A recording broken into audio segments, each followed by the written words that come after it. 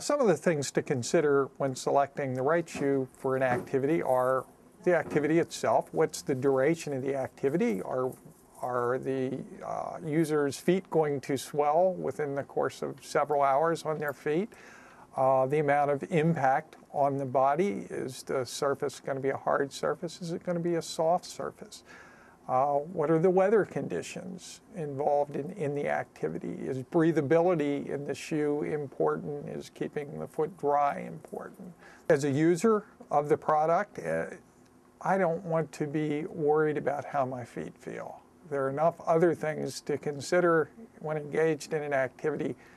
Whether my feet hurt or not, whether they're cold, whether they're hot, is something that I would just soon not have to deal with.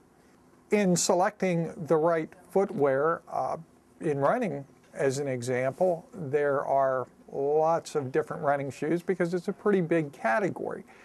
Generically, there are 3 different classifications that address either the flat, flexible foot, the foot that is rigid, that generally has a high arch, and the foot that's in between.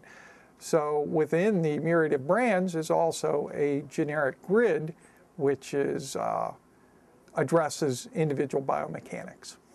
Okay, in addressing the 3 generic types of shoes, one of the major types is the motion control shoe, which is designed to accommodate a foot which is flatter in nature. It's generally flat because it's more flexible.